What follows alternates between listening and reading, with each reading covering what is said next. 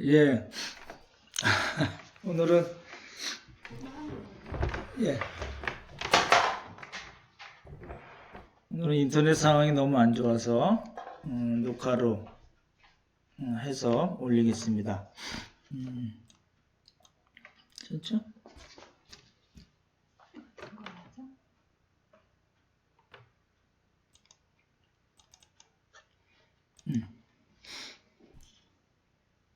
처음부터 다시 설명을.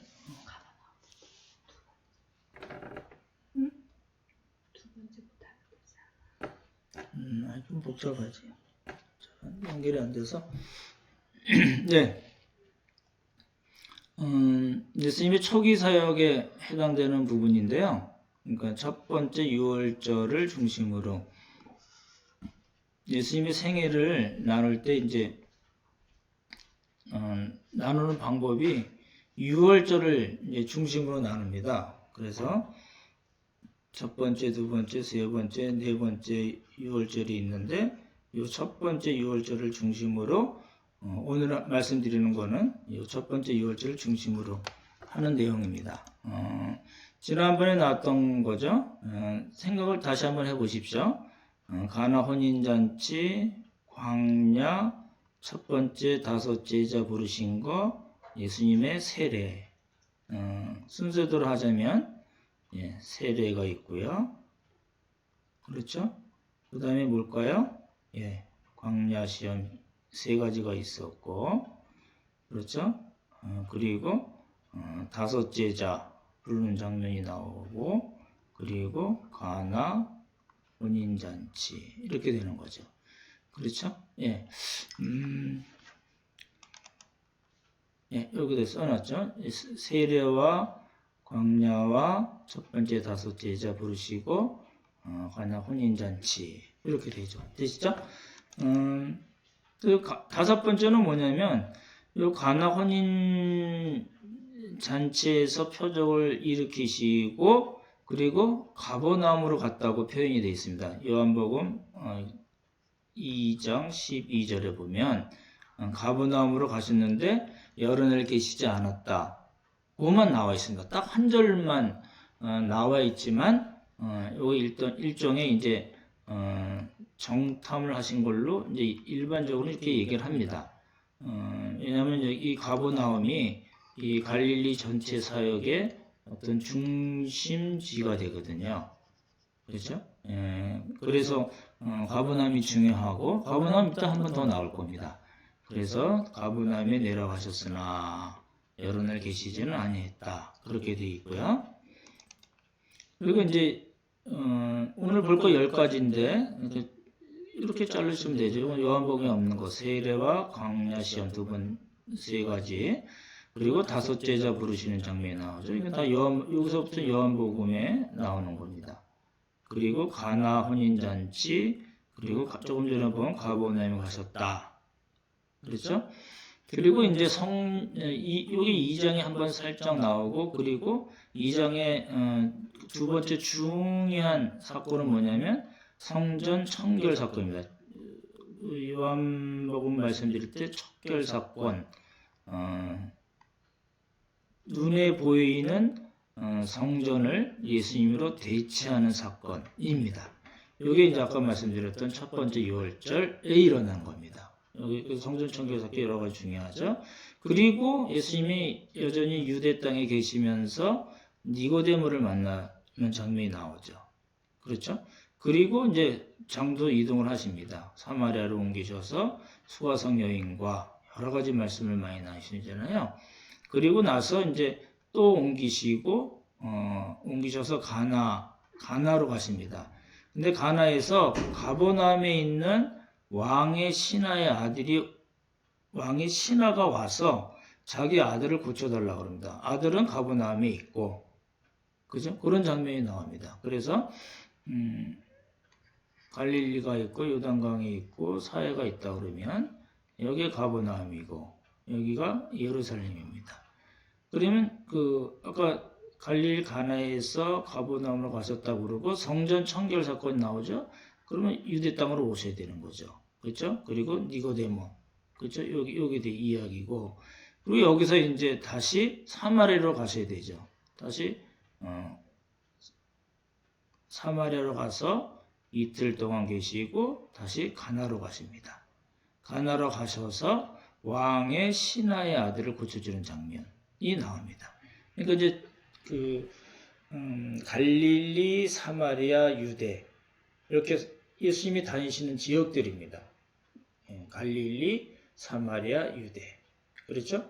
이제 초기에는 거의 다 이렇게 돼 있고 나중에는 이제 뭐 예수님 사역 말기에는 동쪽으로서도 사역을 하시는 장면들이 나오죠. 그건 이제 나중에 나올 이야기고, 예. 그래서 이제 예수님이 세례를 받으시고 광야에서 시험을 받으시고, 요거는 요한복음에 없는 내용입니다. 그러시고 그다음에 제자를 부르시고, 그렇죠?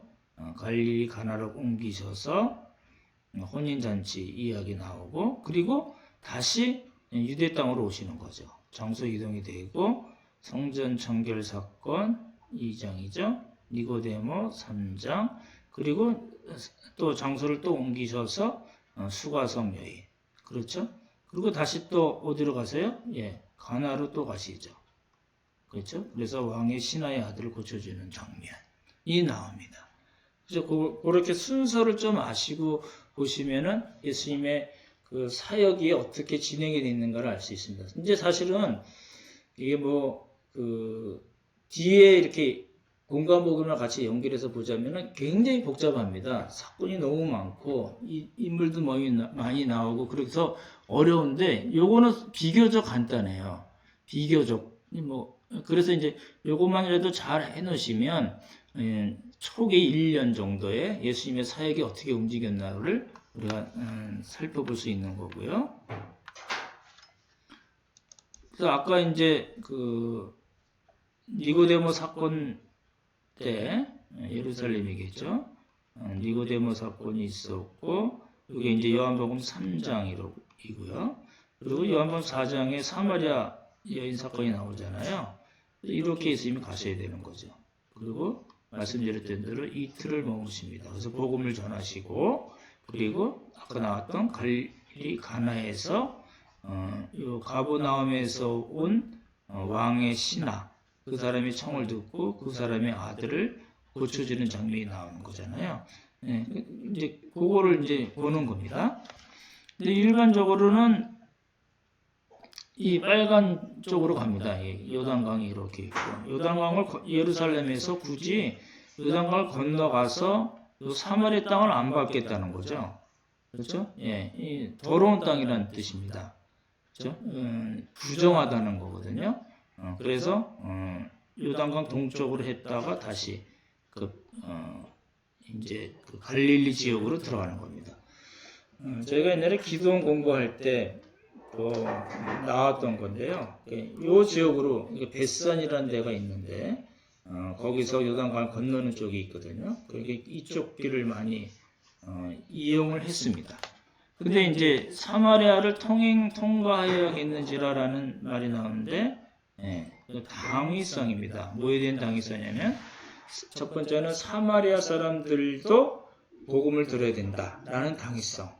그 다음에 두 번째는 이방인들도 복음을 들어야 된다는 당위성인데, 여기서는 이제 첫 번째 사마리아인에 대한 얘기겠죠. 그래서 이제 다른 그림입니다. 이렇게 여리고 쪽으로 내려가서 요단강 동쪽에서 다시 갈릴리로 가는 요 방식으로 일반적인 사람들이 이렇게 했는데, 예수님은 그렇게 하지 않으시고 사마리아를 통행하여야 되겠는지라 통과하여야 되겠는지라 그렇게 나오죠. 그다음 거 보시면 같은 그림입니다. 이렇게 보시면 좋겠고, 여기 이제 벳산이라는 지역이거든요. 말씀드렸던 기도원 때도 나왔습니다. 그 지역으로 이제 넘어가시는 거고, 요한복음 이제 4장에 이제 아까 말씀드린 사마리아 이야기잖아요.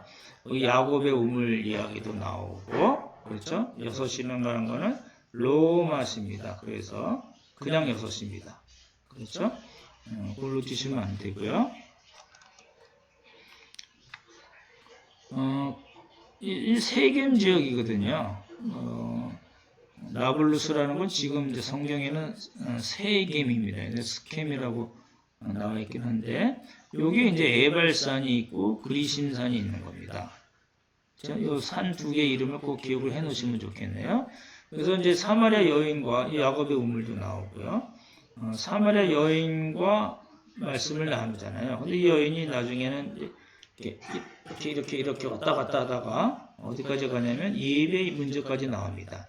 그래서 이제 사마리아 사람들은 뭐라고 얘기하나요? 예, 이산이라는 건 그리심산을 가리킵니다. 그리심산에서도 말고 예루살렘, 유대인들이 얘기하는 예루살렘에도 말고 너희가 아버지께 예배할 때가 이른다 라는 말로 나오잖아요. 그래서 굉장히 중요한 신학적인 문제가 여기 이제 포함이 되어 있습니다. 아까 말씀 보셨던 이제 세겜이 이제 현재 모습입니다. 아파트 같은 것도 많이 있죠. 예, 세겜이 지역이고, 그 다음에 그 세겜이 있는 그리심산입니다. 그렇죠? 예, 이게 이제 에발산과 그리심산이 있고, 그 가운데가 있는 게 세겜이거든요. 그래서 이 산에서 우리 조상들은 사마리아 사람들을 가리키죠. 이 산에서 예배했다. 그리심산에서 예배했다는 거죠.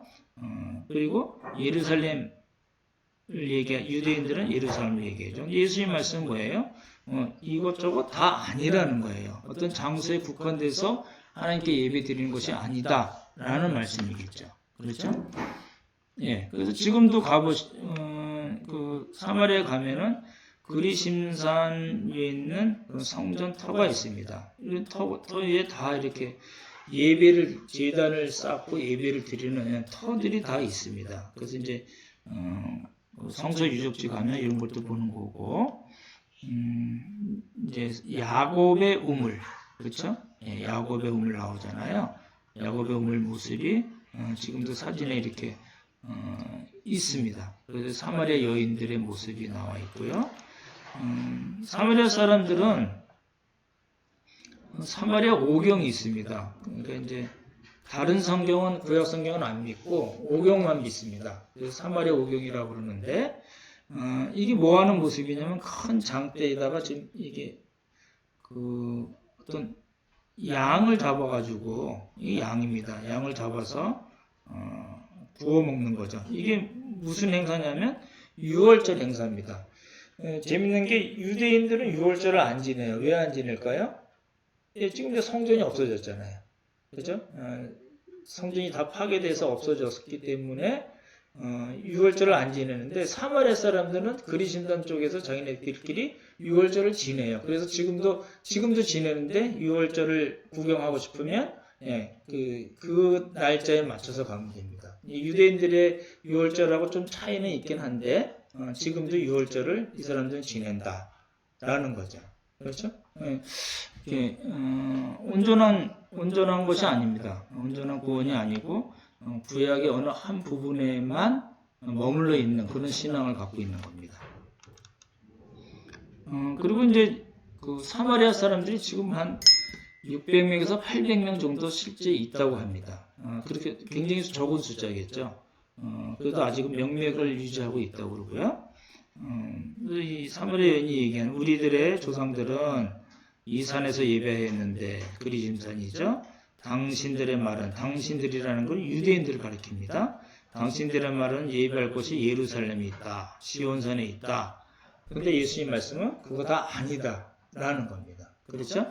그래서 새로운 성전, 새 성전으로서의 예수님을 이제 말씀하시는 겁니다. 그걸 보시면 좋을 것 같고, 조금 더 말씀드리면, 이제 저희가 이제 말라기 공부하면서도 그리스도에 대한 이야기가 나오잖아요. 그렇죠? 예, 그리스도, 메시아는 구약 히브리어고 아람어라고 그러죠. 그리고 그리스도는 크리스투스, 헬라어입니다. 그렇죠? 메시아하고 그리스도 같은 뜻입니다. 근데 이제 사마리아 여인이 계속 예수님에 얘기하다가 그 그리스도 메시아가 오시면 우리에게 다 알려주실 거예요. 그랬더니 예수님이 뭐라고 하시냐면 내게 말하는 내가 그라. 이게 그 유명한 에고 에임입니다. 나라는 뜻입니다. 그냥 나야 나라는 뜻입니다. 그렇죠? 그 말에 그 예수님의 말 때문에 지금까지 사마리아 여인이 가지고 있었던 모든 의혹, 모든 그 인생의 모든 문제, 신학적인 모든 문제가, 신앙적인 모든 문제가 탁 해결이 되어버린 겁니다. 예수님이 직접 예수님 자신을, 하나님이신 예수님 자신을 사마리아 여인에게 계시를 하신 겁니다. 이 여인이 학력이 어찌됐든 재산이 어찌됐든 그 사람의 남자 관계가 어찌됐든 가정 관계가 어찌됐든 아무 관계없이 예수님을 탁 알게 된 겁니다. 그래서 이 사람이 물동이를 버려두고 가서 동네 사람들에게 내가 그리스도를 만났다 라고 얘기한 거죠. 그래서 그걸 통해서 우리가 알 수 있는 건 뭐냐면 유대인들뿐만 아니라 사마리아 사람들도 메시아 사상이 있었다는 겁니다. 메시아 사상, 메시아 대망 사상. 메시아가 오셔서 우리를 구원해 주십시오 라는 그런 사상이 있었다는 이야기입니다. 그렇죠? 예.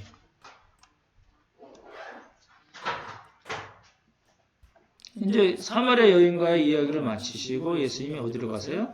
가나로 또 가시잖아요. 그렇죠? 가나는 어디예요? 전에 물로 포도주를 만드신 곳이잖아요. 근데 이제 아까 말씀드렸던 가버나움 그림이 좀 안 나오긴 하는데 갈릴리 바다에 있는 이렇게 북쪽에 붙어 있는 거죠.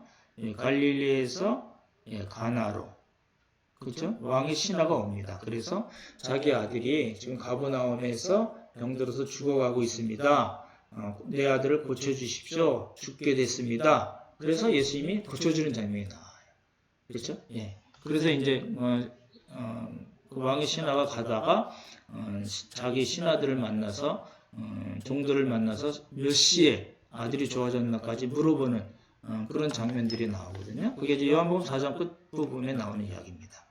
그래서 이제 9가지네 10가지가 아니고요. 공관복음에 나오는 이야기, 그 다음에 요한복음부터 나오는 요 이야기들, 그렇죠? 전체가 다 예수님의 이 첫 번째 유월절을 중심으로 한 그런 이야기들이라는 겁니다. 그렇죠? 그래서 일단 이 부분을 잘 이해를 해 놓으시면 예수님의 이야기들을 우리가 나중에도 이제 그 뒷부분도 공부하겠지만 그 부분들을 이렇게 순서대로 어느 정도 우리가 볼 수 있는 굉장히 좋은 점이 있다는 겁니다. 그렇죠? 그리고 이제 이걸 잘 보시면 좋은데 마태복음 14장 12절부터 16절까지 보시면 이에 마귀는 예수를 떠나고 천사들이나 수정들더라. 이거는 뭐냐면 광야 시험입니다. 그렇죠? 광야 시험이고 그 다음에 12절에 보시면 예수께서 요한이 세례 요한입니다. 잡혔다함을 들으시고 갈릴리로 물러나셨다가 어디로 가시냐면 가버나움에 가서서 사십니다. 그래서 예수님의 제2고향이 가버나움이라고 그러는데 요 마태복음을 잘 보시면 광야 시험 다음에 가버나움 사역으로 바로 가셨네 이렇게 생각할 수 있는데 그렇지 않습니다. 그러니까 이제 그런 거예요. 사복음서 기자들이 자신들의 복음서를 쓸 때 예수님의 이야기를 순서대로 쫙 쓴 게 아니에요. 이제 그래서 여기 중요한데, 그래서 요거 이 4장 1절부터 11절까지 읽고 떠야 돼요. 그리고 12절로 넘어가야 되는데 여기가 우리가 지금 봤던 그 이야기들이 들어가는 겁니다. 그래서 한 약 1년 정도 기간이 뜹니다. 그러니까 마태복음으로 보자면 4장 11절과 12절 사이가 한 1년 정도 떠요. 뭐 그렇게 기록하면 어떻게? 그 복음서 저자의 어떤 신학적인 관점, 에서 그렇고 복음서 기자들의 공동체가 있다고 얘기하는데 우리가 100% 확정할 수는 없지만 일반적으로 그렇게 얘기하는데 그 공동체의 필요, 그다음에 그 복음서 기자들의 신학, 무엇을 강조하고 싶은가에 따라서 이렇게 구성이 다 달라진 거라는 겁니다. 요한도 마찬가지잖아요. 요한복음도 건강복음, 마태, 마가, 누가가 안 쓴 부분들을 썼잖아요. 그렇죠? 예, 그렇게 돼서 우리가 사복음서 전체를 잘 어우르면 예수님의 이 나심부터 시작해서 주 십자가, 부활, 승천까지가 전체 그림이 다 그려진다는 겁니다. 그렇게 구성이 돼 있어요, 사복음서가. 그래서 이제 혹시 마태복음을 읽으실 때 11절, 4장 11절하고 12절은 거의 1년 정도 떴다. 그걸 우리가 지금까지 본 거다. 그렇게 보시면 되겠습니다. 근데 이제 요거를 좀 잘 보시면은 나중에 이사야서 공부할 때도 좀 도움이 되는데요. 가버나움이 나오잖아요. 가버나움이 나오는데 마태복음 4장 13절은 뭐라고 얘기되어 있냐면 스불론과 납달리 지경 해변에 있는 가버나움 이렇게 표현이 되어 있어요. 근데 스불론이 어디냐면 여기입니다.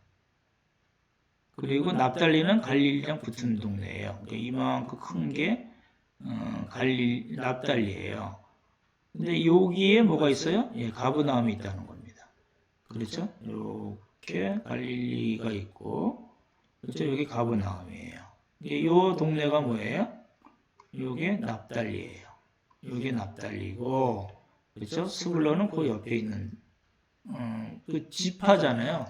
그렇죠? 12지파에게 땅을 나눠주잖아요. 그렇죠? 예, 납달리 지파의 땅이 여기고, 그 안에 가버나움이 있고, 여기는 스불론 지파가 분배받은 땅이에요. 뜻이에요. 그러니까 스불론과 납달리 지경 해변에 있는 가버나움이란 말은 이렇게 잘라서 읽어야 되겠죠. 그렇죠? 예. 이게 이제 중요한 이유가 있는데, 이제 지금 보면 가버나움 회당이 있어요. 지금도요. 이게 1900년도 초에 발견을 했대요. 근데 이제 요 모습 그대로 예수님 때 있었던 게 아니고 기초만 있었던 걸로, 예수님 시대는 기초가 있었던 거고 그 후에 더 많이 크게 졌다고 보이는데, 어찌됐든 가버나움 회당이 있고, 보십시오. 아까 말씀드렸던 거 다시 나오네요. 광야 시험이 나오고 가버나움으로 가는 거 나오잖아요. 근데 요 사이에 뭐라고요? 요 사건들이 다 안에 들어가 있는 거예요. 거의 1년 정도. 그렇게 읽으시라는 거 또 나온 거고요. 그래서 여기 보시면 이제 가버나움으로 가셨다라는데 스불론 아까 나왔죠? 납달리 나왔죠? 말씀드린 거고 가버나움에 가서 사셨다. 지금도 이제 거기 가면 여기 이제 갈릴리입니다. 갈릴리 바다죠. 갈릴리 바다에 뭐가 있냐면 지저스타운이라는 게 있어요. 요게 이제 예수타운이라는 겁니다. 근데 요게 이제 전체가 가버나움이라는 뜻이고요. 이 안에 들어가면 베드로의 장모의 집으로 이야기되는 것도 있고, 여러 가지 볼 것들이 있습니다.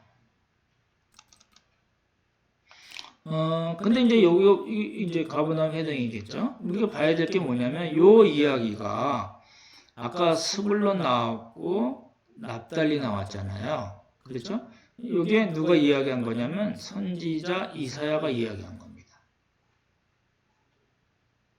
잘 보십시오. 마태복음을 보시다 보면 무슨 이야기가 많이 나오냐면 뭐뭐뭐뭐 하신 말씀을 이루려 하심이라.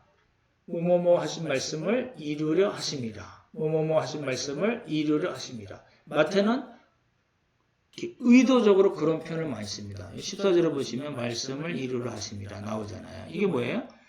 구약에서 예언하셨던 것이 지금 신약에서 예수님을 통해서 뭐가 됐어요? 예, 성취됐다를 그렇게 강조한 겁니다. 저기 설교 때 많이 말씀드렸던 내용이잖아요. 그리고 이제 그 해변길 아시죠? 우리 공부했던 해변길을 그리고 이방의 갈릴리여 그런 거예요. 이방의 갈릴리 지방은 왜 그 뭐라고 이방의 갈릴리라고 표현하냐면 그 아수르에서 그 많이 그 점령을 당했잖아요. 사람들 끌고 가잖아요. 끌고 가고 어떻게 해요? 이방 사람들을 갖다가 그 지역에다 많이 풀어놓잖아요. 그렇죠? 그래서 통혼이 이루어지고 종교가 짬뽕이 되는 거잖아요. 그래서 그 갈릴리 지방은 유대 사람 입장에 보면 야, 이제 뭐 저런 게 있어. 이방의 갈릴리야. 저건 이방 사람들이 드글드글하는 아주 불경건한 땅이야 라는 뜻으로 갈릴리를 아주 굉장히 비하해서 하는 이야기입니다. 근데 그 영적으로는 어때요? 그 지역은 뭐예요? 흑암이에요. 흑암에 앉아있는 백성들이에요. 근데 예수님이 오심으로써 이사야 선지자가 먼저 예언을 했거든요. 그게 예수님 통해서 성취됨으로써 그 지역에 있는 이방에 있는 사람들이 어떻게 했어요? 큰 빛을 보았어요. 그렇죠? 그리고 그 사망의 그늘에 앉아 있는 사람에게 빛이 비추어졌어요. 이게 굉장히 이렇게 우리가 마태복음 볼 때 그냥 쓱 지나갈 수 있고 이게 무슨 말인가 몰라서 그냥 넘어갈 수 있는 부분인데 너무너무 중요한 부분입니다. 이사야 선지자가 예언한 것이 예수님을 통해서 성취됨으로써 갈릴리 아까 가버나움 말씀드렸잖아요. 그 가버나움을 중심으로 해서 고라심, 베세다 이런 모든 그 나중에 볼 그 갈릴리 바다 주위에 그다음에 그 스불론 또 납달리 땅 이런 전체에 예수님의 사역으로 인해서 이방 사람들에게 또 유대인들에게 큰 빛이 비춰졌다. 큰 복음의 빛이 비춰졌다라는 겁니다. 그걸 이제 이사야가 예언을 했고 예수님을 통해서 성취가 됐다라는 뜻입니다. 그걸 잘 보시면 좋을 것 같고요. 그게 오늘 보는 것 중에 가장 중요한 내용이고요. 그게 이제 이사야서 9장에 나오거든요. 그게 이제 마태복음 4장에서 이제 성취가 되는 걸로 나온 거죠. 예언을 이사야가 했고 마태복음에서 그게 성취가 된 것을 보여주는 거거든요. 그래서 스불론, 납달리, 그렇죠? 그래서 특징이 뭐예요? 고통이 있고 흑암이 있었고 멸시를 당했고 그렇죠?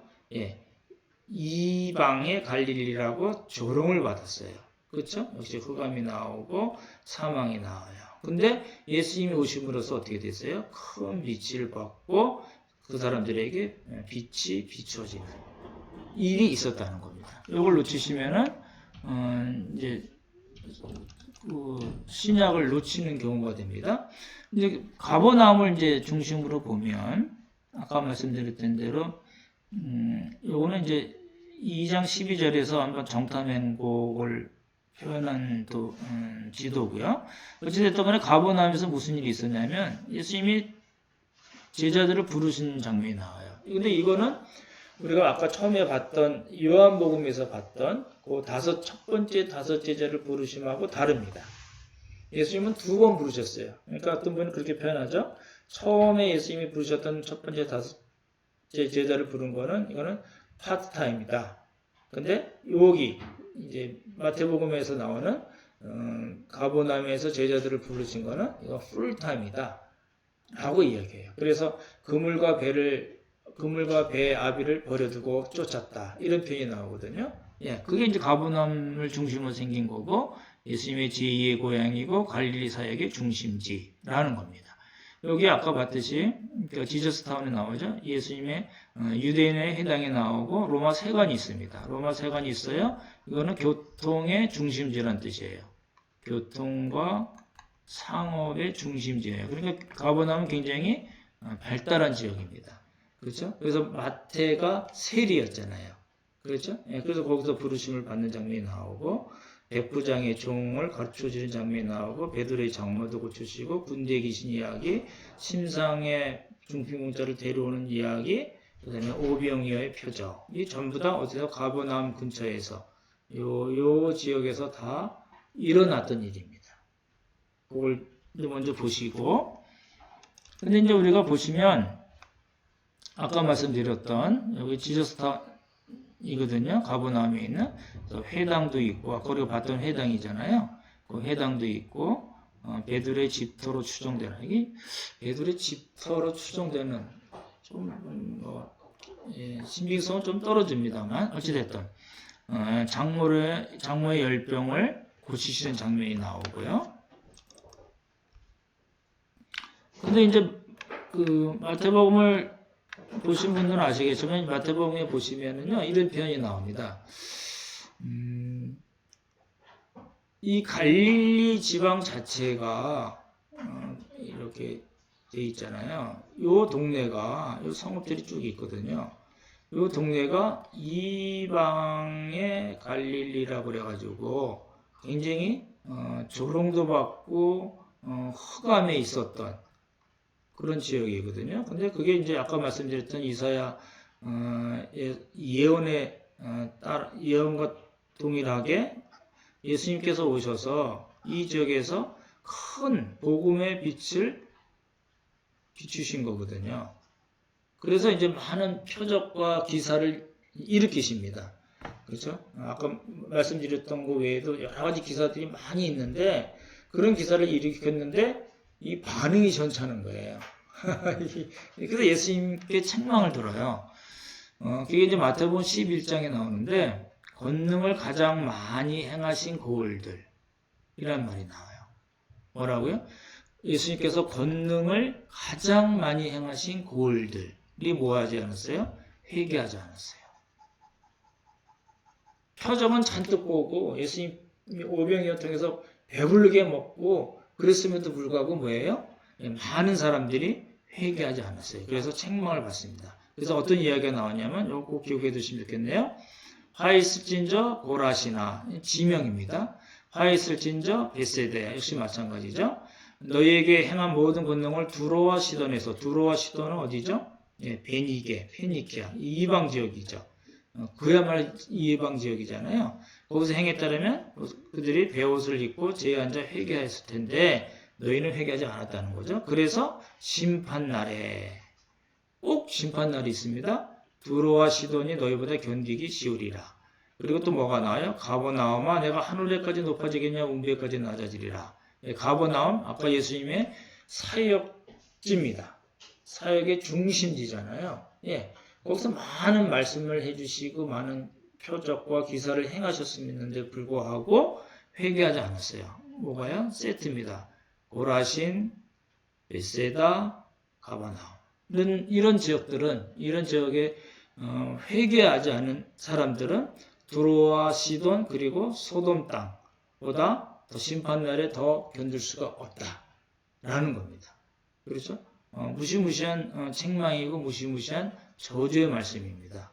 그렇죠? 이 세 개를 기억해 두십시오. 고라신, 베세다, 가버나움. 우리가 이제 지도상에는 가버나움만 봤지만 고라신도 있고 베세다도 있습니다. 이걸 보시면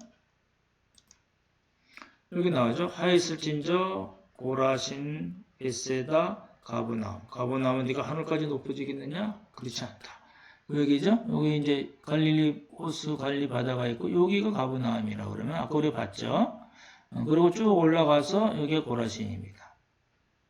그리고 가버나움에서 동쪽으로 좀 가다 보면 베세다가 있습니다. 이거는 이제 제자들의 고향이기도 하고 오병이어 표적을 일으키십니다. 베세다 평야에서. 그러니까 베세다, 고라신, 가버나움. 이게 이제 예수님께서 표적과 기사를 많이 행하시고 복음을 전하신 아주 축복을 받은 그 대표적인 세 지역입니다. 뭐라고요? 고라신, 베세다, 가버나움. 그렇게 세 개를 꼭 기억해 두시면 좋겠네요. 이제 그 지역에서 많은 표적과 기사를 일으키시고 복음을 전하시고 예수님께서 하나님의 아들이심을 말씀을 하셨음에도 불구하고 회개치 않았습니다. 많은 사람들이. 그래서 이제 책망하는 장면이 이제 나오는 겁니다. 오늘 거기까지인데 문제는 여러분이 이제 한번 쭉 해보시면 좋겠네요. 순서대로 나열해 보십시오. 그런데 보내드릴게요. 답이 이렇게 나와 있고요. 그리고 세 개 있는 두 계산 아까 말씀드렸죠. 그리심산과 에발산 기억나시나요? 예. 그리고 사마리아 여인과 말씀하실 때 이야기죠. 여기죠. 그리심산, 에발산, 수화성 여인. 메시아는 무슨 뜻이에요? 그리스도. 그렇죠? 그래서 여인이 결국은 예수님의 에고 에이미. 그렇죠? 말씀과 예수님의 직접적인 계시. 이거는 다르게 표현하기가 어렵습니다. 나야! 라고 직접적으로 표현하신 것을 통해서 이 여인이 예수님이 자기들이 기대하고 소망했던 메시아이심을 믿게 됩니다. 그래서 이는 그리스도가 아니냐라고 이야기하는 겁니다. 그렇죠?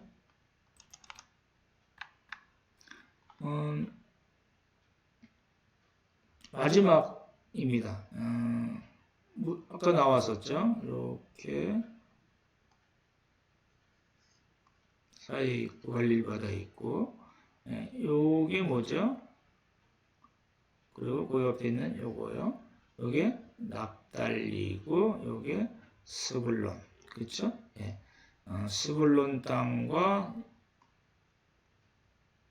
납달리 땅이 멸시당하게 했지만 그쪽에서 이방의 갈릴리에. 근데 예수님께서 오셔서 복음을 전하심으로써 영화롭게 하셨다. 라는 장면이 나오죠. 큰 빛을 보내셨죠. 근데 화 있을진저 뭐예요? 여기 있는 가버나움, 고라신, 베세다. 이 세 지역에 예수님께서 많은 표적과 기사를 행하시고 복음을 전하셨음에도 불구하고 많은 사람들이 믿지 않았어요. 그래서 책망받았잖아요. 그래서 화 있을진저 고라시나 화이스진저 베세다야 가버나움아 내가 하늘에까지 높아지겠느냐 음부에까지 낮아지리라. 이건 굉장히 문학적인 표현입니다. 하지만 그 영적인 책망, 영적인 저주의 말씀이 그 안에 들어가 있는 겁니다. 그렇게 보시면 좋겠네요. 오늘 여러 가지 시간도 좀 낭비가 됐고 잘 안 돼서 죄송한 마음입니다. 이렇게 한번 잘 다시 보시면 좋을 것 같고 다음 주에는 목요일입니다. 다음 주 목요일 같은 시간에 우리 강도사님께서 신구약 중간사 아마 이제 다 이렇게 강의 계약서를 다 만드셨더라고요. 그래서 5번 하는 걸로 일단 말씀하셨는데 진행되는 거 봐가면서 다시 또 조정할 거 있으면 조정하고 그렇게 하도록 하겠습니다. 근데 다음 주는 이 줌으로 할 겁니다. 기억해 두십시오. 그래서 그 전에 강 선생님께서 안내를 해주실 겁니다. 그래서 오늘 같이 끊기거나 뭐 이러지는 않을 것 같아요. 그래서 많이 잘 참석하시면 많은 내용들을 얻을 수가 있습니다. 일반적으로 교회에서 신구약 중간사를 거의 얘기를 안 하거든요. 필요한 내용만 한두 가지 얘기해서 이렇게 어떻게 연결이 되어 있나 잘 모르잖아요. 그러니까 바벨론, 아수르, 페르시아, 헬라 제국, 로마 제국. 이게 여기서는 이제 헬라 제국과 페르시아도 들어가겠지만 헬라 제국, 로마 제국이 들어가겠죠, 그렇죠? 그러면서 이제 유대교 분파들이 많이 생겨나잖아요. 뭐 바리새파, 뭐 사두개파 나오고 사내들인 공의회가 생기고 유대교가 이제 그 기간 동안에 이제 형성이 되거든요. 물론 이제 에스라부터 시작이 됐다고 보지만 유대교가 형성이 됐는데 이 형성이 된 유대교가 처음에 이제 성경에 나와 구약에 나와 있는 그 말씀대로 진행이 된 게 아닙니다. 그래가지고 엉망이 된 거예요. 엉망이 됐어요. 그래서 예수님이 나타나셔서 뭐였어요? 성전을 척결하시는 그런 일을 하실 수밖에 없는 그런 영적 상태로 이스라엘이 완전히 곤두박질 치고 있었습니다.